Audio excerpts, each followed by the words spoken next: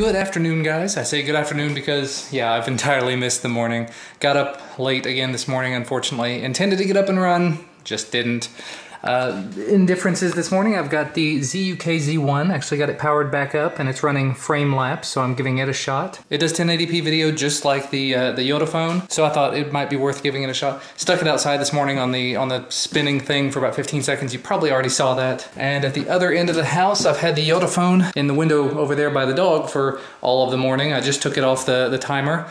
Weird lighting in here. I've got the kitchen lighting turned on, the under cabinet lighting, so making everything kind of yellowish and, I don't know, kind of soothing. But it's time for a little bit of lunch. When I was at Costco the other day, we picked up these frozen deli sandwiches. Sounded pretty good, so I thought we'd give them a shot. And they're not terribly high calorie for what they are.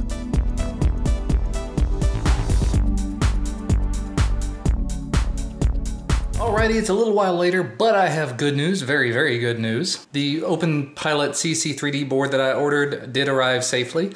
It was supposed to be here yesterday. I paid Amazon an extra $4 to get it here yesterday. It did not show up, so I'm gonna be getting in touch with Amazon to see if they'll refund that one day shipping price.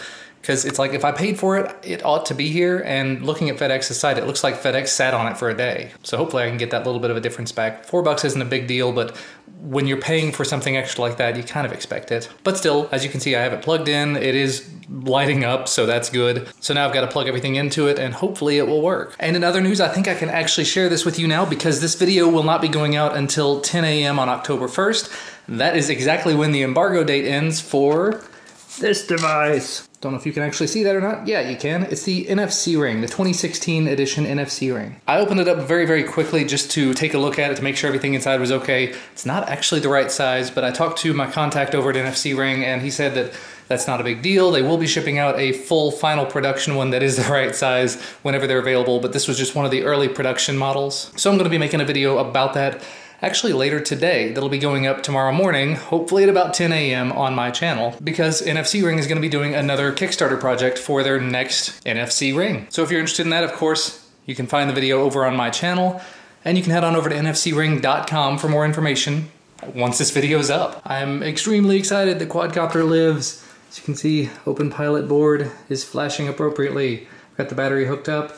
I'm going through the motor calibration at the moment. I'm actually going to have to go through for 3 of the 4 motors and undo and then redo the wires on it.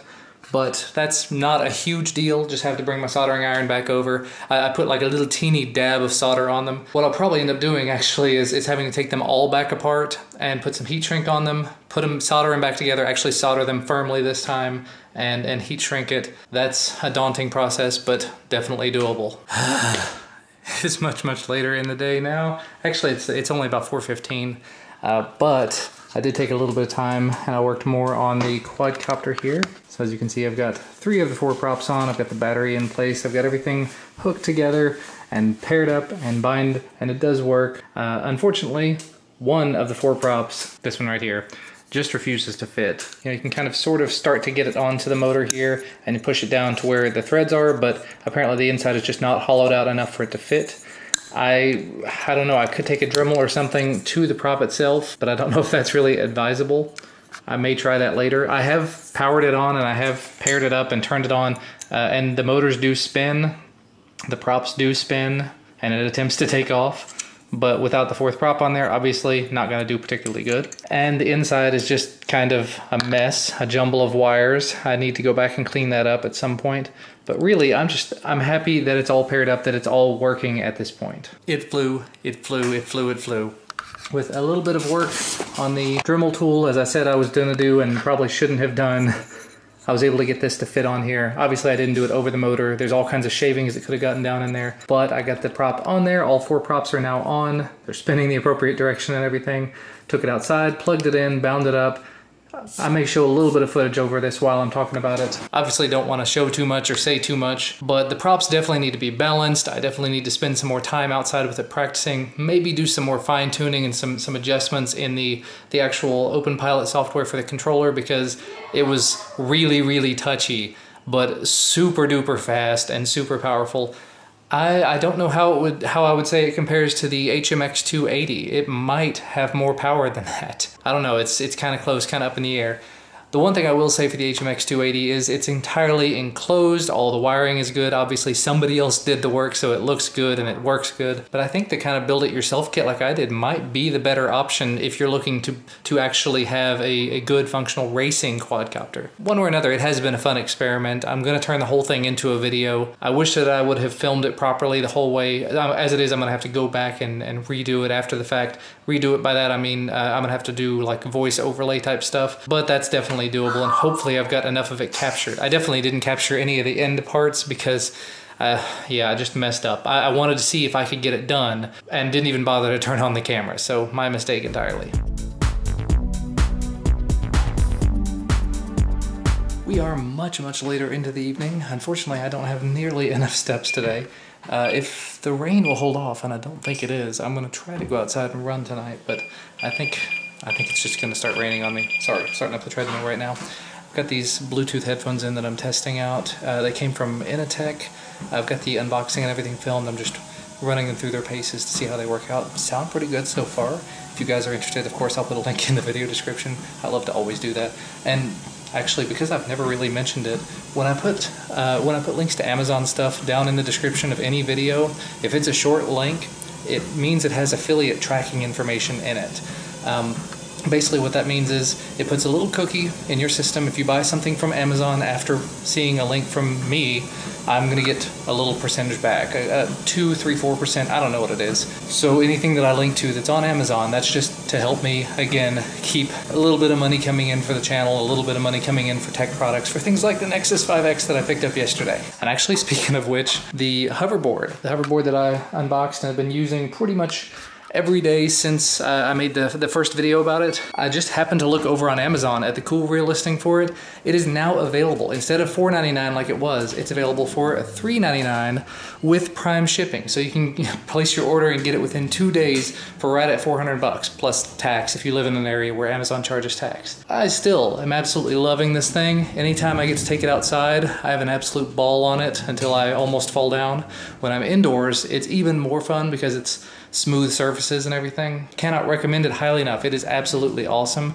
My dad tried it out. My father-in-law called me yesterday. My father-in-law, who doesn't really call me ever, called me from Florida to say they were on vacation, to say they were in the mall and they saw these things and wondered if I'd ever seen one. It's like, well, I got one sitting at my feet right now. What do you want to know about it? And apparently in that mall, they were selling them for $900, $1,200, and $1,400. Wow. So to be able to pick this one up for $400 over on Amazon, definitely a good deal. Although, again, you could always find them over on sites like AliExpress or Alibaba for $300 or sometimes $250 if you're willing to negotiate with the people from China and import them. But Amazon is so easy to deal with, and having it arrive in 2 days is just beautiful. Or 1 day if you pay the extra $4 and hope that it actually comes. But we've got to get Duncan in the bath. I've got to get the video made about the NFC ring because it needs to go live first thing in the morning. So I have got to get to it. One last spin, just for fun. There is a giant nope on the outside of the window. We have to burn the house down. Alrighty, so the video about the NFC ring has been filmed, edited, and is uploading right now. I've actually got the NFC ring on at the moment. This is the finger it fits the best on. It's a size 10, I think, and this ring finger where I would normally wear it, I think is about a 7.5. So even at a size 10, it does move around quite a bit on my middle finger. So, I mean, I can actually fit it on my index finger, but it's most comfortable right here and it's not going to fall off. So I think while I'm wearing it, I'm going to wear it here. Of course, the irony of all this is NFC ring doesn't work on my current daily driver, the OnePlus 2. Yeah. Trying to decide if I want to film any more videos tonight. You may be able to see over there, I've got a stack of things that I need to go ahead and start making videos about. I'm definitely catching up on my backlog, but as I catch up, more things come in. Not really complaining about that, obviously. Tech reviewer lifestyle and whatnot, I'm perfectly good with this. It's just, I've got to stay on top of it. I've got to be trying to make as many videos as possible, as quickly as possible, to keep up with everything.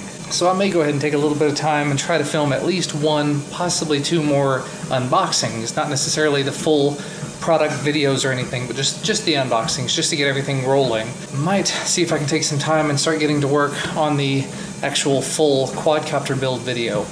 Because at this point, it's built. It's not 100%, it's not perfect, but it's built and it flies, and those are the two sort of prerequisites. That's the qualifications for the video being done. So I may try to go back through all the footage I've got, see what I've got, and try to just finish it up, because I'm sure the last part of the video, the last part of the build is just going to be magically going from half built to voila, it's done. But I did what I could do, and that's all I can really say about it. So you know what? Because I do have some more work to do, and I'm probably not going to have time to wrap everything up, I'm going to go ahead and sign off for today. Christina's already gone to bed. She's not feeling terribly well. We had pizza for dinner tonight, and that just was not a great choice. Duncan has been in bed for a while, and I'm going to try to head there as quickly as I can. As always, thank you guys so much for watching. We'll see you again tomorrow.